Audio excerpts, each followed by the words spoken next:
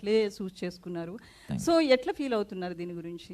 చాలా హ్యాపీగా ఉందండి. నిజంగానే హీరో అవుతానని అనుకోలేదు, కానీ ఎక్కడో సబ్ కాన్షియస్ మైండ్లో అనుకుని ఉంటాను చాలా గట్టిగా, అందుకని అయిపోయి ఉంటానేమో. చాలా హ్యాపీ అండి, చాలా ఆనందం. నెక్స్ట్ కూడా ఇంకా అన్ని హిట్లు కొట్టాలి, ఇంకా బాగా చేయాలని చూస్తున్నాను. సో ఫ్యామిలీ మెంబర్స్ నుంచి ఎట్లాంటి కామెంట్స్ వస్తున్నాయి? ఫుల్ హ్యాపీ అండి. మా అమ్మ ఫోన్ చేసి నేను ఇంకా బయటకు రాలేకపోతున్నాను రా క్లైమాక్స్ చూసి అని ఏడ్ చేసింది మా అమ్మ. సో అందరూ ప్రౌడ్ అండి.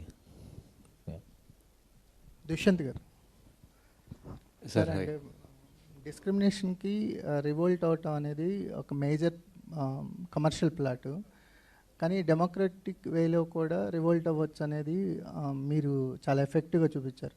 ఎస్పెషల్లీ ఏంటంటే వెంకన్న బాబు వాళ్ళ వైఫ్ ఈ నైట్ వచ్చి మాట్లాడుతుంది హీరోయిన్తో, నువ్వు నైట్గా సపోర్ట్ చేయాల్సింది, పగలు చేస్తే దానికి ఉపయోగం ఉంటుంది అంటారు. అంటే one of the best ideology అనిపించింది మనకి. మనం ఏంటంటే మనసు ఒకరికి సపోర్ట్ చేస్తుంది, మనిషిగా ఒకరి పక్కన ఉంటాం. అలాంటి వాళ్ళందరినీ అడ్రస్ చేసినట్టు అనిపించింది. ఆ సీన్ గురించి ఏమైనా మాట్లాడతారు? అదే అంటే యాక్చువల్గా మన ఇంట్లో ఉన్న వాళ్ళందరూ ఒకలాగా ఉండరండి. అంటే బేసిక్గా మన అన్నయ్య చేసే పని మనకు నచ్చకపోవచ్చు, ఒక వైఫ్ చేసే పని హస్బెండ్కి నచ్చకపోవచ్చు. సో ఒక మన ఇంట్లో ఇట్ సెల్ఫ్ అంటే సొసైటీలో చాలా క్యారెక్టర్స్ ఉంటాయి, ఒక క్యారెక్టర్కి పోలిక ఉండదు. సొసైటీ అనేది ఇంటి దగ్గర నుంచే స్టార్ట్ అవుతుంది. సో ఇంట్లోనే ఒక క్యారెక్టర్కి ఇంకో క్యారెక్టర్కి పోలిక ఉండదు. సో దాని నుంచి బాగా అడ్రస్ చేశారండి. అలాంటి ఆ రైటింగ్ చాలా ఐడియాలజీ బాగుంది, మీ writing style. Thank you sir. అంటే ఒక అమ్మాయి పద్మ అనే క్యారెక్టర్ ఎంత ఐడియాలజీగా ఎంత స్ట్రాంగో అలాంటి క్యారెక్టర్స్తో సీన్స్తో ఎలివేట్ అయింది. సో ఏమన్నా రైటింగ్ కానీ లేకపోతే మనకి సొసైటీలో ఉన్న డిస్క్రిమినేషన్స్ని అడ్రస్ చేస్తూ రైటింగ్ రాయాలనే ఐడియాలజీ ఎక్కడి నుంచి మీకు స్టార్ట్ అయింది? అంటే ఫర్దర్గా కథలు ఎలా ఉండబోతుందండి?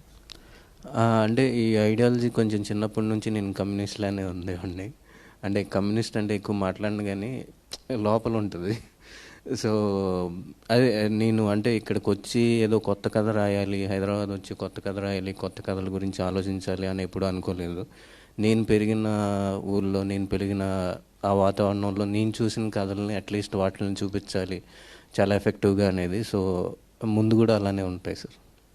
సుహాస్ గారు అంటే మీరు చేసే కథలు ఎలాగా, అంటే నేల విడిచి సాము చేయని కథలు ఎలాగో చేస్తున్నారు, మీ పక్కనుండే కాస్టింగ్ కూడా అలాగే, అంటే వాళ్ళకు కూడా అవకాశాన్ని ఇచ్చే విధంగా కాస్టింగ్ ఉంటుంది. అట్ ద సేమ్ టైం వాళ్ళు కూడా ఆ క్యారెక్టర్కి తగ్గట్టు చేస్తున్నారు. అంటే కాంబినేషన్స్ వైజ్ ఎక్కువ వెళ్ళట్లా, కాంబినేషన్స్ వైజ్ వెళ్ళకుండా క్యారెక్టర్స్కి ఎవరు సూట్ అవుతారో వాళ్ళతో వెళ్తున్నారు.